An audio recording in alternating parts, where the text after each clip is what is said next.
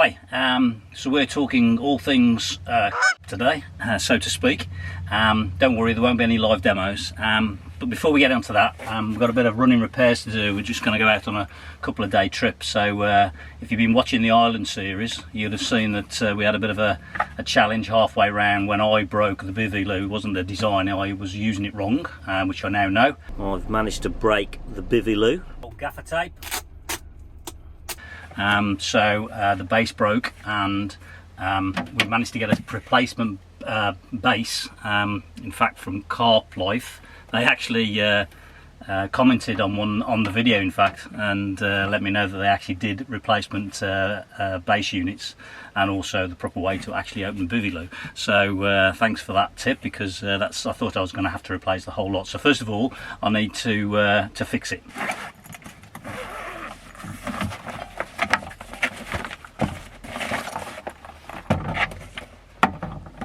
So good old gaffer tape is your friend when you're on the move, so definitely have a roll of this knocking around. We use it all for all sorts of variety of reasons, as you'll see later, but running repairs is one of them. It's actually held out quite well, to be perfectly honest. It lasted the rest of the trip and probably would continue to do so. I managed to just strap it one way and put it all the way around. That all needs to come off now and fit a new base.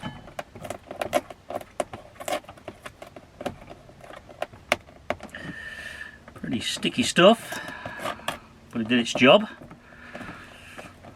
Took me a while to get all this off, probably.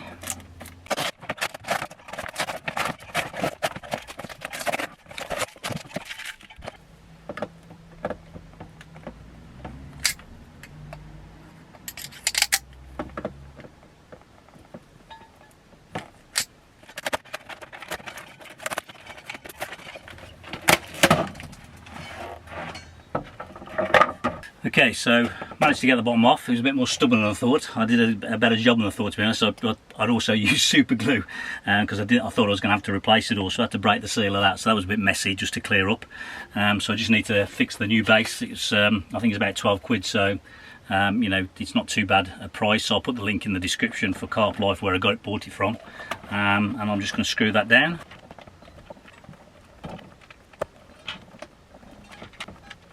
Okay, so that's all done.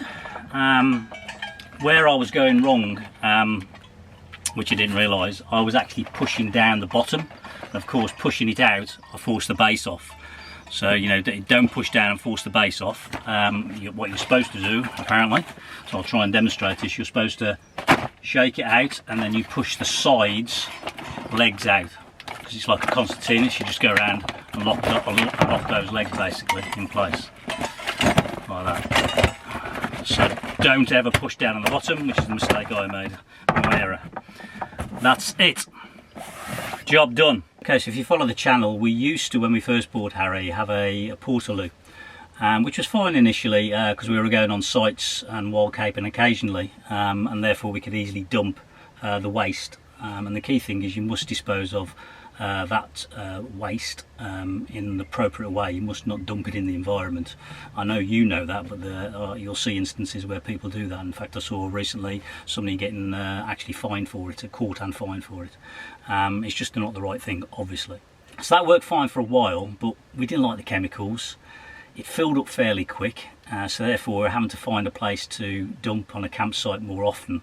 And of course we've moved more and more to wild camping. That becomes even more difficult. So following conversations, discussions with Ken and Carol off Life's Too Short channel and Mike and Trish off their channel We Broom Van, they use the Bivvy loo. Obviously we're using public loos where we can, but we all know sometimes they can be a bit grubby, so it's about a choice when you use them, where you don't. We use a combination of the Bivvy loo for the solid, the number 2s if you like, and we also use then for a pee, we're peeing into a bottle, you know, so cheap big water bottle, that type of thing we'll use, and we'll just simply take that to a public loo. We've got a knapsack, so we'll take it to a public loo and dispose of that in the right way. And Jane will either use she uses a Pabella, but I think you can also get a Shiwi. I think those are the two common brands. There may be others out there. You just need to find what suits you and practice at home. That's what she did. She had a lot of practice before we started.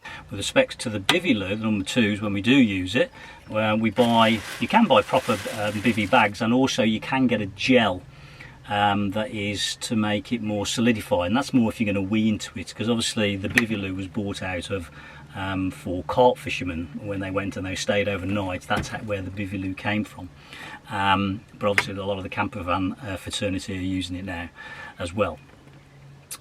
So what we do is we buy fairly thickish type bags. You don't want thin bags, that's for certain, and basically you pop that into the Bivvy loo and then you cover the seat, and I think these are about 30 or 50 litre bags, I can't remember now, and basically you cover the seat and as well, so therefore you're keeping the seat hygienic, so that fits over nicely like that.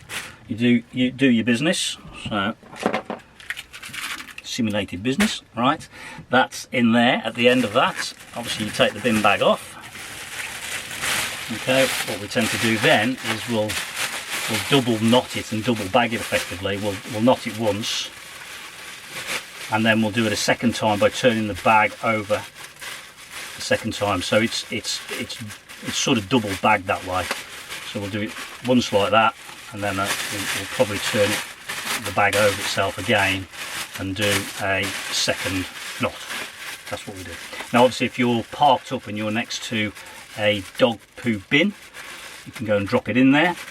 Sometimes we'll put it into a nappy sack as well, just to if we want to be really sure with maybe a treble bag in almost.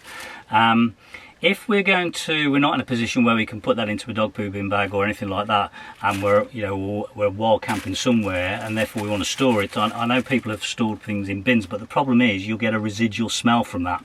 Jane did a huge amount of testing before we moved to this system because she wasn't happy with that, because we didn't want obviously the van smelling of that type of thing. So what she came across was the sous vide bags they use in the food industry. For obviously cooking meat or actually putting things in the freezer.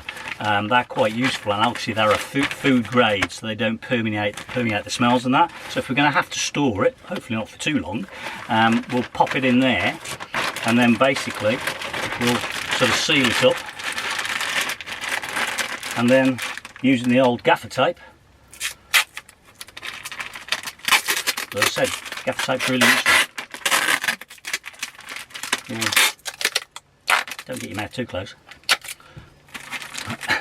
And there, that can be put away somewhere, maybe the following day when you're passing a dog poo bin bag, and put it away there. So we find this suits us really, really well. But it might not suit everybody. I think it's down to what you prefer to do and also your mode of camping, but that's how we do it. Of course, the other thing, we saved a bit of storage space, to be honest. Putting the legs down, put it all down. It comes with a nice neat bag. It does come with a lid, but I've never used it, so I probably wouldn't buy that again if I did it all over again, the time over again. That just goes nicely into the zipper bag, and then we store that in one of the cupboards in Harry.